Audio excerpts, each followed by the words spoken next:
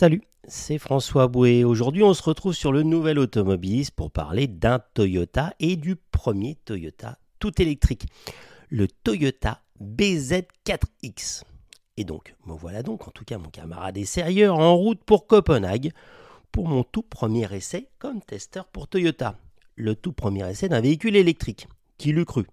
Lors de mon échange avec l'attaché de presse, j'ai cru entendre que le nom de ce véhicule était la racine carrée de 4X. Je me suis dit, me voici de retour à l'école, 25 ans après 97, l'année du lancement de la Prius. Une pionnière devenue reine. J'ai tout de suite recherché mes annales de maths pour commencer à réviser et résoudre cette équation qui allait nous permettre de trouver le nom du véhicule. Une fois le mail d'invitation reçu, je suis resté perplexe sur le nom du véhicule, BZ4X. Je pense que les annales de maths ne vont pas être très utiles. Quel est donc ce nom digne d'un épisode de Stargate? Eh bien, BZ signifie Beyond Zero, c'est l'appellation que prendront l'ensemble des véhicules électriques chez le constructeur du pays du soleil levant. Espérons que ces deux premières lettres seront un gage d'un confort certain, comme le canapé BZ de mes parents. 4 signifie la taille du véhicule. Nous apprendrons lors des essais que Toyota prévoit une gamme complète allant de 1 à 7. Mais tous ne seront pas disponibles en France. Et X, car c'est un véhicule tout-terrain. Simple, efficace et surtout standardisé.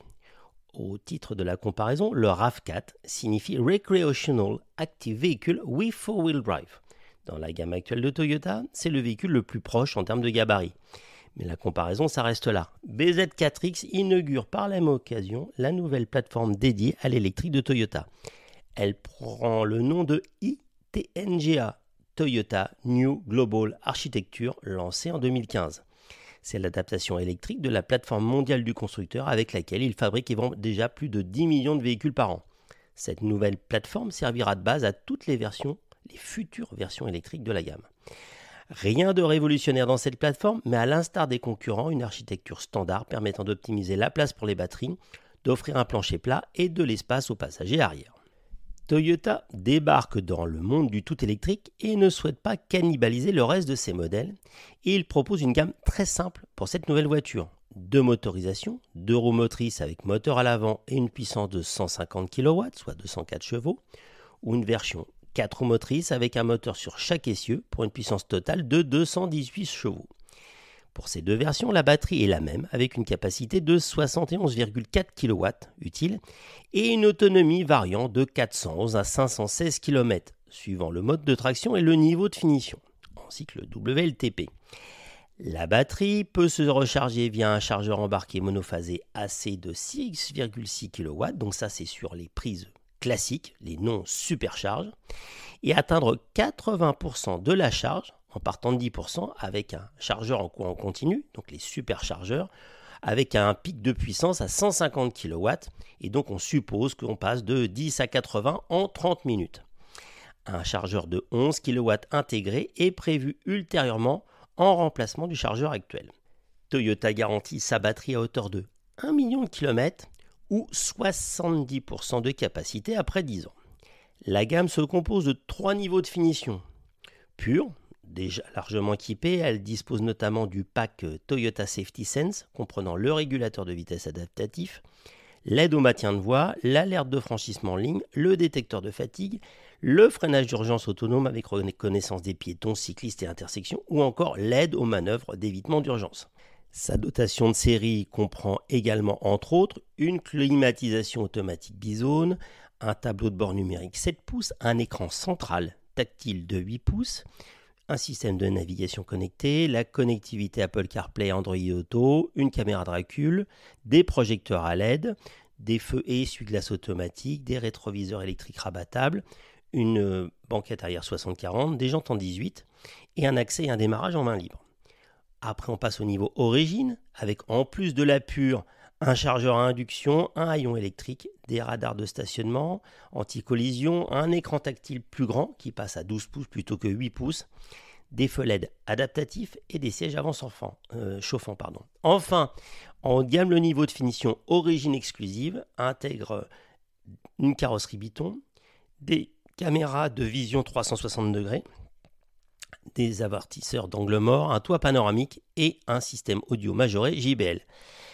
À noter qu'un niveau de finition avec des roues de 20 pouces et un toit solaire permettant de faire fonctionner les consommations électriques de la voiture, mais pas de recharger la voiture, seront à terme disponibles avec un surcoût de 1800 euros. C'est un toit solaire qu'on a déjà vu sur Prius, mais avec des évolutions technologiques. C'est pour cette version pourvue des roues de 20 pouces, mais pas du toit solaire, que nous avons eu l'occasion d'essayer. Côté vie à bord, Toyota n'est pas allé dans le superflu.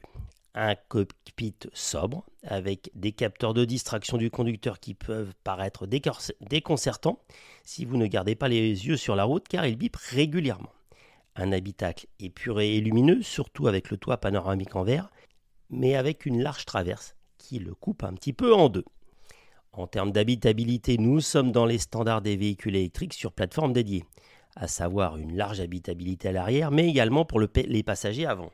Toyota ayant pris la décision de ne pas avoir de boîte à gants, car plusieurs rangements sont disponibles au niveau du tunnel entre le conducteur et le passager. Au niveau du coffre, rien d'exceptionnel avec un volume de 452 litres.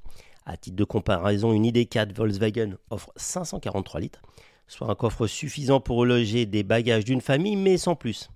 Et sur la route, me direz-vous, avant toute chose, on va parler consommation. 17,4 litres au 100, pardon, les vieilles habitudes, 17,4 kW lors de notre essai sur un circuit plutôt complaisant. Le constructeur annonce une homologation à 16,4 sur la version d'Euromotrice.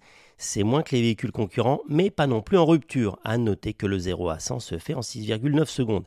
Toute la question sera d'évaluer la consommation sur autoroute qui est un petit peu le juge de paix pour l'efficience électrique. Le comportement routier est lui sain malgré les roues de 20 pouces de notre modèle d'essai. La gamme étant en 18 pouces de série, le confort n'en sera que meilleur. La suspension gomme efficacement les imperfections de la route. Lors de notre essai, nous avons noté une très forte remontée de bruit venant de la zone arrière dès que nous dépassons les 100 km/h sur route. A priori, la solution est en cours d'évaluation et de résolution à travers l'augmentation de l'épaisseur de la fenêtrine de la tablette arrière. Alors, que retenir de ce BZ4X ? C'est une Toyota, pas un jouet, mais une Toyota dans l'ADN et les gènes, et bien sûr dans la qualité, la robustesse et la fiabilité qui sont vraiment les bases de la marque. Reste à connaître les tarifs qui seront sûrement et déterminants dans la réussite commerciale de ce nouveau produit. À bientôt sur le Nouvel Automobiliste et n'hésitez pas à aller sur le site pour voir les photos de cet article et un petit complément avec un peu plus de données techniques. À bientôt.